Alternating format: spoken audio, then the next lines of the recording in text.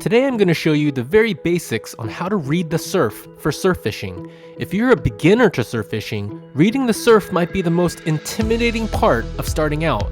But in this video, I'm going to show you that it's actually not that hard, and by the end of this video, you'll be armed with the confidence and knowledge to get out there yourself and start catching fish. We're going to look at the beach from your perspective, drone footage, high tide, and low tide. But the main camera will be from your perspective, and we'll use the drone to confirm our findings. While it might be harder to see what I'm talking about this way, I believe this is the best way to help you read the beach, and really, it's pretty easy to do. All you need to do is get out there and try. Step 1. Identify the sandbar and trough. These should be the first two items you look for when you get to the sand, and in my opinion, are the easiest to identify, and it's the foundation for reading the beach. Get these two down and you'll already be on your way to finding fish. You can easily identify the sandbar based on where the outer waves are breaking. The sandbar is simply elevated sand, sort of like a mini island that runs parallel to the shore. Identifying the sandbar helps you get situated with the beach and is also critical for finding cuts, which are fish superhighways, and we'll be talking about that later in the video. The inshore trough can be identified by darker water, which indicates that it is deeper. You can also identify a trough based on the waves. You can see that the waves pass right over the deeper areas without cresting and crash on the edge of the trough, or lip, where the sand gets higher in general. You can have good success fishing these troughs. It's just a matter of finding where they're swimming. Check out this freeze frame of a different beach right before I hooked a small halibut. You see the outer waves breaking onto the sandbar. You can also see the closer waves breaking right onto the lip of the initial drop-off. Based on the darker water and waves crashing on the lip, I am certain there's a small trough that is formed in front of me. This doesn't guarantee fish, but I do know that it's worth a couple of casts, as it's possible that fish could be holding there. Sure enough, this small halibut bit on the first cast. That's all reading the beach for surf fishing is, making educated guesses of where fish might be holding, and it's also why they say that 10% of fishermen catch 90% of the fish. And as a disclaimer, the weather plays a big part on how easy it is to read the beach, whether you're a beginner or a seasoned veteran. If it's super windy and the water is really rough, it's gonna be hard to see properly regardless of your experience. So if you're a beginner, don't worry, and know that we're all in the same boat. Step 2. Holes and points. This freeze frame you're looking at is a challenging one whether you're experienced or just starting out. But let's start out with what we can easily identify first and go from there. We see the outer wave breaking onto the sandbar. Next, I believe that the left of your screen is shallow water, an area where the sand is elevated. How do I know this? First, I contrast the lighter water with the darker water to your right, which I believe is a small hole or the beginning of a trough. I'm not quite sure at this point, but I feel pretty confident that the water to the right is deeper. Another way you can see this is on the left, the wave has already broken and continues to roll towards shore without breaking again. But on the right, this same wave starts to crest again and doesn't break until it hits the lip at shore. Let's double check our findings. This is the exact same spot about 5 hours later. The person standing there confirms our suspicion that it is indeed elevated. You can also see the drop-off to his right where we saw the darker water in the previous footage. I also sent up the drone and we can see exactly what I was looking at during high tide. We see the elevated sandbar extending out, and we see the drop-off point that extends into plenty of small holes and other structure. If I was fishing this, I'd cast here, fan cast here, here, and continue working the water north until I hopefully find fish. This kind of structure in SoCal will hold all of your typical surf critters. Yellowfin croaker, spotfin croaker, barred surf perch, halibut, corbina, and rays. Just to be clear, I did not know exactly what I was looking at when I filmed this footage at high tide. It was just a guess. I didn't know that the beach was carved out as much as it was. All I was able to observe was the shallow and deep water, and even that was just a guess. I have no doubt that someone more skilled could have observed more, but that's what's worked for me so far, And if you're a beginner, I'm confident that it can work for you. Let's take a look at two examples of what we've been learning. In this footage, we can see an elevated sandbar that extends far into the water, as evidenced by the person standing ankle deep way out there.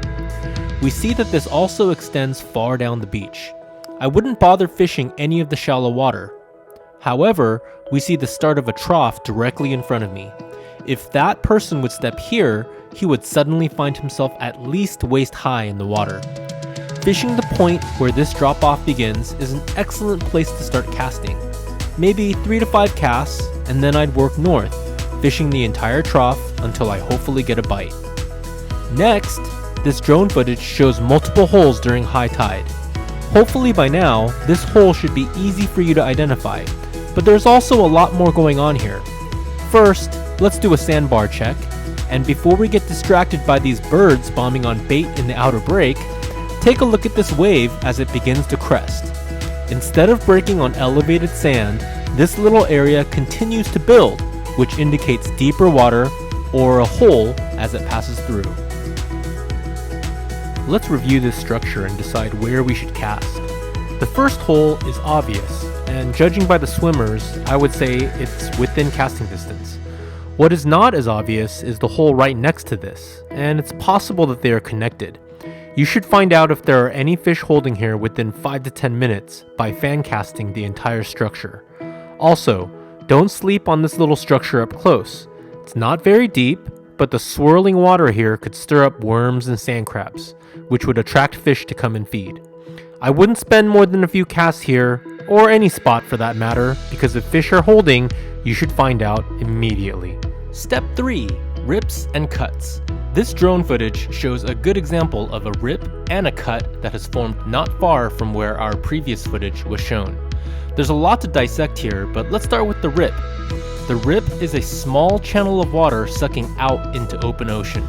Rips will always be close to shore, and we can identify the rip based on the cloudy water on both sides of the channel and contrasting that versus the clear water around that part of the shoreline. Rips are a great place to fish as the swirling water will stir up bait and attract all species of surffish looking to feed. You want to fish both sides of a rip as the swirling water from the rip kick out bait to the outside of the water channel. Check out this example of a rip where I caught a 22-inch spotfin croaker. It's a little tough to see, but the water is being sucked out into a small trough and creating a whirlpool, effectively stirring up bait. There was a northbound current, so I cast several yards north of the rip, betting that bait would get carried from the rip into my cast, and hopefully where there were fish. I say it over and over again, you're not going to catch fish at every trough, hole, or rip you find. You just do your best to identify structure, make a few casts, and sometimes it works out. But let's go back to our previous example. Let's start with a sandbar check, and here is where paying attention to wave action is critical for identifying beach structure. Notice the same wave that broke on the sandbar to the left does not break here.